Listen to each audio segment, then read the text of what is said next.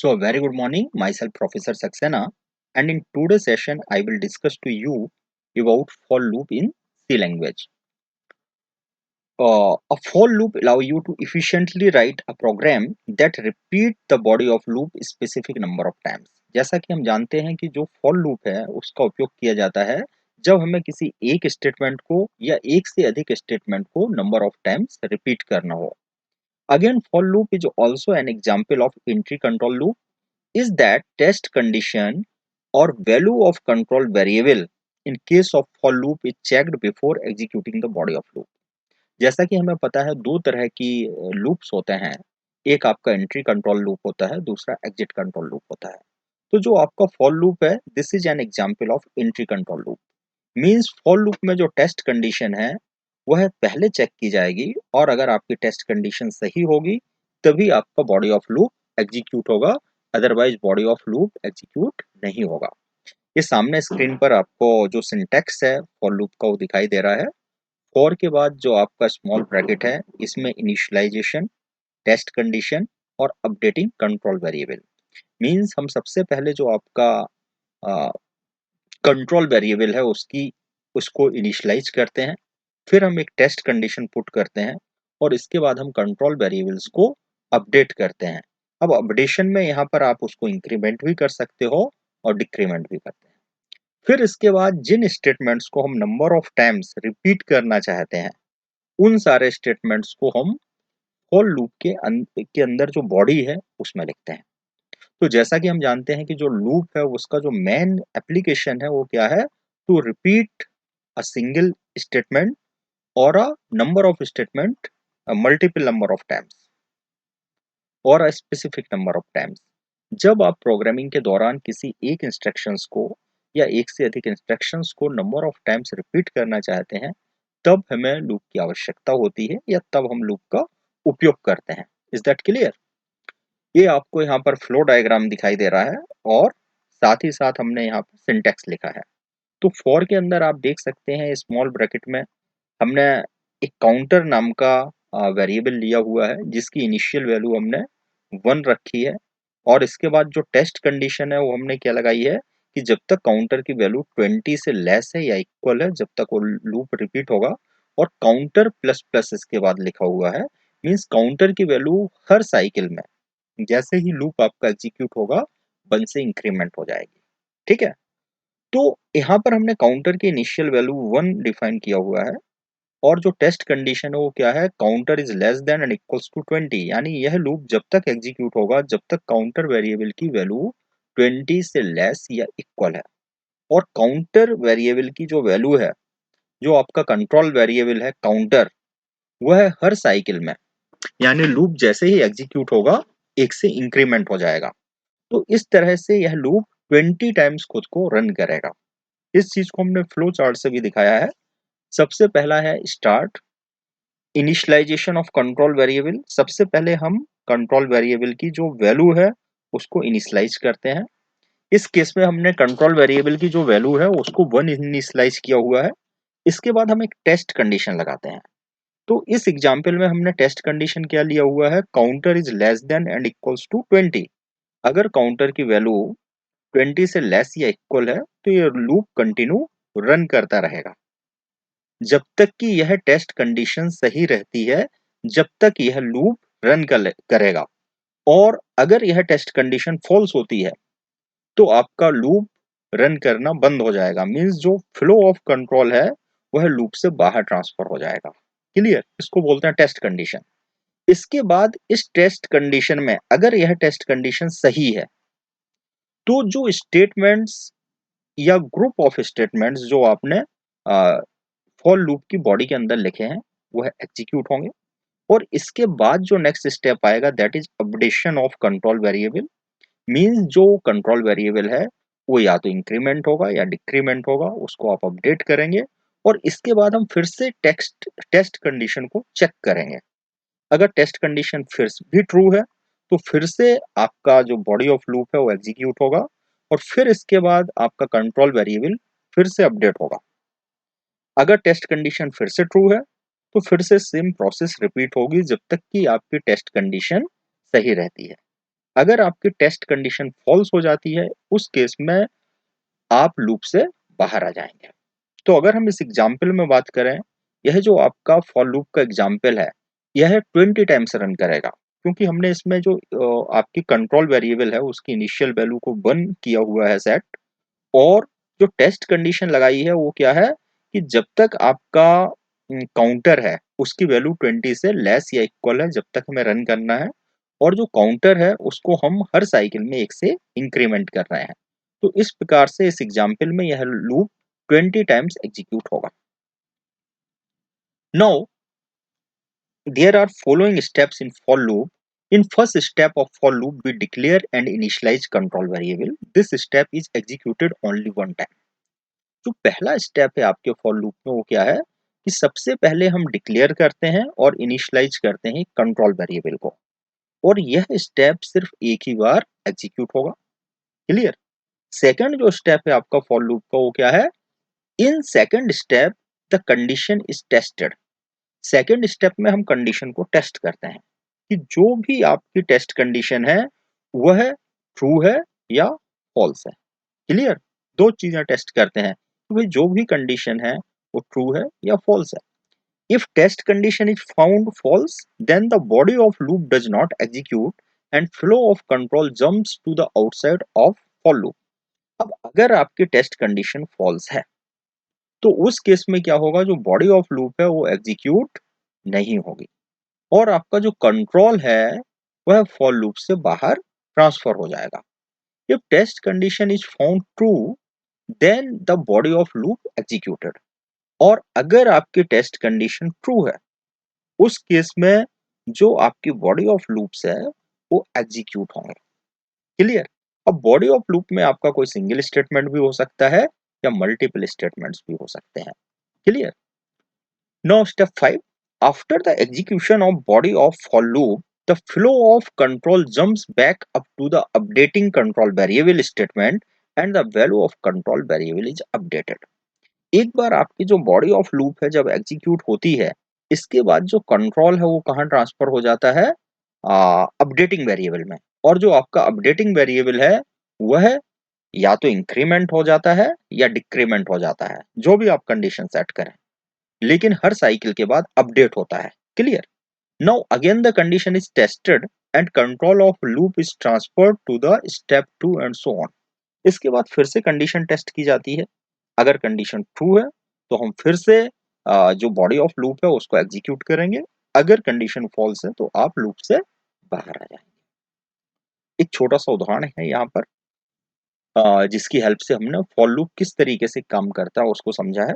First statement है include studio dot H. जैसा कि आप जानते हैं कि जो इंक्लूड स्टूडियो डॉट एच है, इसकी हेल्प से हम हेडर फाइल को अपने प्रोग्राम में इंक्लूड करते हैं। सेकंड स्टेटमेंट है इंटीजर मैन। यहाँ से हमारा मैन प्रोग्राम जो है वो स्टार्ट हो रहा है। फिर इसके बाद हमने कर्ली ब्रैकेट लगाया हुआ है, और इसके बाद हमने कमेंट बॉक्स में लिखा है for loop execution example. In this program we write the counting number from 0 to 10। इस प्रोग्राम में हम काउंटिंग नंबर 0 to 10 को प्रिंट कराएंगे या राइट करेंगे स्क्रीन पर। और इसको हमने क्या किया हुआ है, स्लैश और स्टार के अंदर लिखा हुआ है। यह बेसिकली कमेंट सेक्शन है। यह आपका जो सी का कंपाइलर है इन लाइंस को रीड नहीं करेगा। अब जो आपका सी का प्रोग्राम है वो स्टार्ट होता है फॉर से। तो लिखा हुआ है हमने for integer count equals to 0, count is less than and equals to 10, count equals to count plus 1। अब फॉर के बाद हमने स्मॉल ब्रैकेट में सबसे पहला स्टेटमेंट लिखा है इंटीजर काउंट इक्वल्स टू 0। इसको बोलते हैं कंट्रोल वेरिएबल को इनिशियलाइज कराना। यहाँ पे हमने दो चीजें की हैं। आपका जो कंट्रोल वेरिएबल है उसको डिक्लेयर भी किया है। डिक्लेयर कैसे किया, इंटी काउंट। इंटी काउंट मीन्स जो कंट्रोल वेरिएबल है काउंट, वह एक इंटीजर टाइप का वेरिएबल है, और उसकी इनिशियल वैल्यू हमने 0 सेट की हुई है।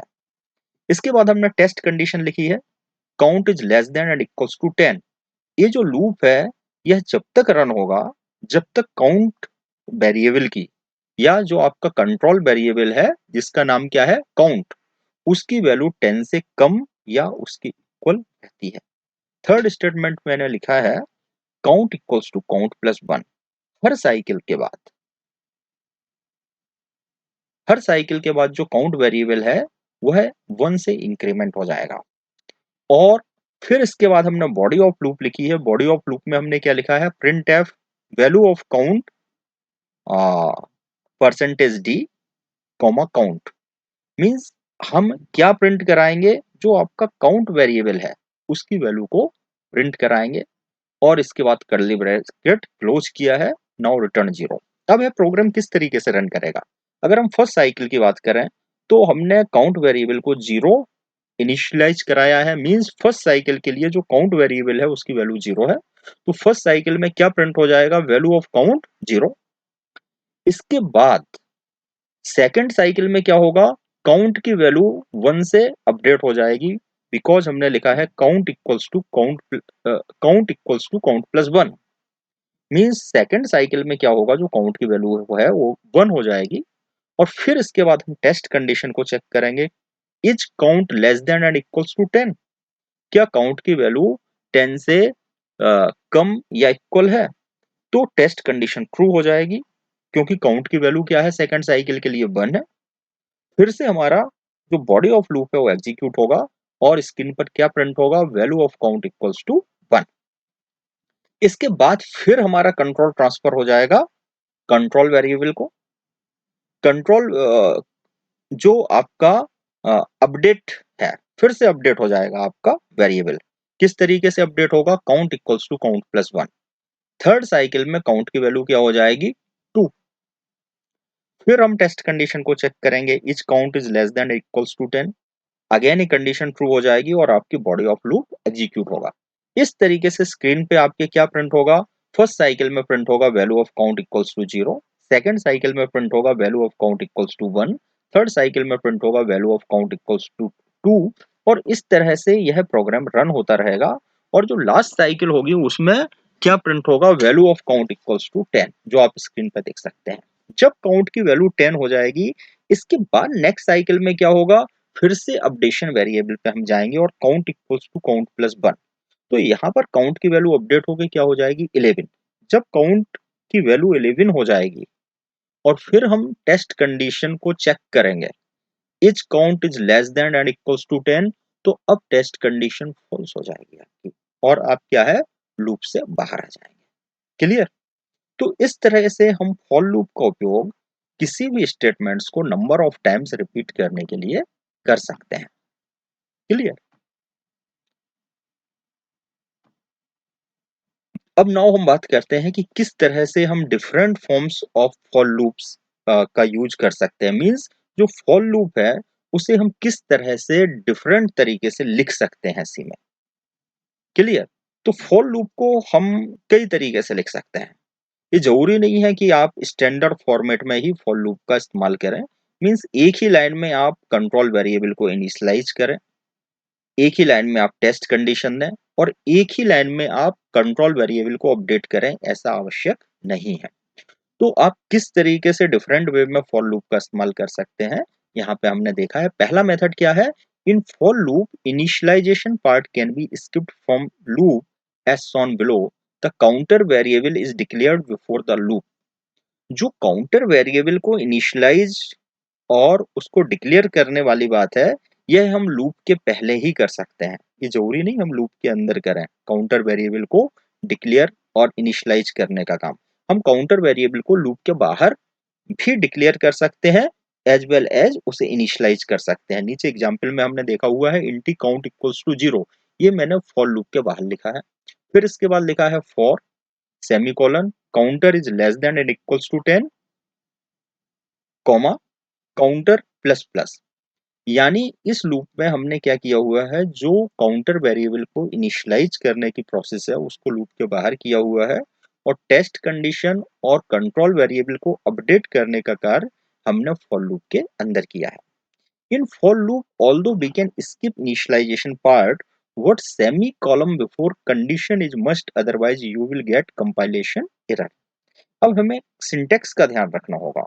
अब जो इनिशियलाइजेशन पार्ट है वह लूप के बाहर कर दें, लेकिन आपको जो सेमी कॉलन है यह टेस्ट कंडीशन के पहले लगाना है, अदरवाइज आपको कंपाइलेशन एरर मिल जाएगी। नाउ सेकंड मेथड की हम बात करें, In a for loop like initialization, we can also skip the increment part.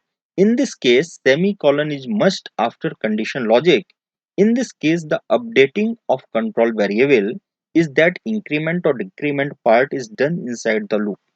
अब जिस तरह से हमने पहले एग्जाम्पल में क्या किया था, जो कंट्रोल वेरिएबल को डिक्लेयर और इनिशियलाइजेशन करने का काम था, वह हमने क्या है लूप के बाहर कर लिया था। इसी तरह से जो अपडेशन का कार्य है, कंट्रोल वेरिएबल को अपडेट करने का काम है, वह भी हम फॉर लूप के बाहर कर सकते हैं। और इस केस में जो अपडेशन वेरिएबल है, जो वेरिएबल को अपडेट करने का स्टेटमेंट है, यह हम फॉर लूप की बॉडी में लिखेंगे। जिस तरह यहाँ एग्जाम्पल में आप देख सकते हैं, हमने लिखा है for counter equals to 0, this is initialization of control variable. Second हमने लिखा है counter is less than equals to 10, यह आपकी टेस्ट कंडीशन हो गई। और इसके बाद कर्ली ब्रैकेट में हमने स्टेटमेंट्स लिखे हुए हैं, और काउंटर प्लस प्लस हमने कहाँ लिखा है, जो आपका बॉडी ऑफ लूप है उसके अंदर लिखा हुआ है। क्लियर? तो इस तरह से भी आप फॉर लूप लिख सकते हैं। एक तीसरा मेथड है in for loop, this is also possible that counter variable is initialised before the loop and incremented inside the loop. अब आप क्या कर सकते हैं कि आप सिर्फ टेस्ट कंडीशन फॉर लूप के अंदर लिख रहे हैं। आप जो कंट्रोल वेरिएबल को इनिशियलाइज करने वाली बात है, वह भी आप लूप के बाहर कर रहे हैं, और जो कंट्रोल वेरिएबल को अपडेट करने की प्रोसेस है, वह आप लूप के बॉडी के अंदर कर रहे हैं। यहाँ एग्जाम्पल में आप देखिए, पहला कमांड है इंटी काउंटर इक्वल्स टू 0, मीन्स आपने जो कंट्रोल वेरिएबल है उसकी जो डिक्लेरेशन और इनिशियलाइजेशन का काम आपने फॉर लूप स्टार्ट करने के पहले कर दिया। इसके बाद आप लिखते हैं for semicolon counter is less then 10। तो जो टेस्ट कंडीशन है आपने ब्रैकेट के अंदर लिखा हुआ है, और टेस्ट कंडीशन के पहले भी आपने सेमीकोलन लगाया है, और टेस्ट कंडीशन के बाद भी सेमीकोलन लगाया है। इस चीज का हमें ध्यान रखना है सिंटैक्स का।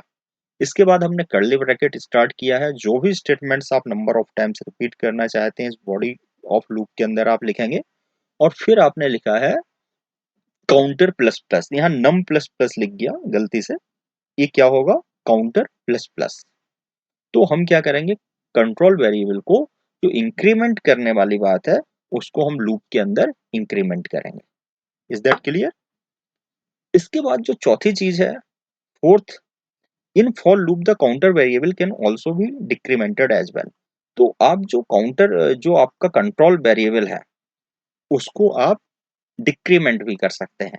इन the example given below, the control variable get decremented each time the loop runs until the condition num is greater than 0 returns false.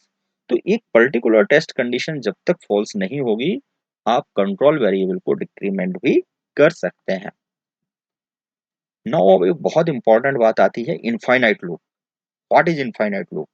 तो जैसे कि इसके नाम से स्पष्ट है कि अगर कोई लूप किसी स्टेटमेंट्स को infinite number of times repeat करता है, then it is called infinite loop.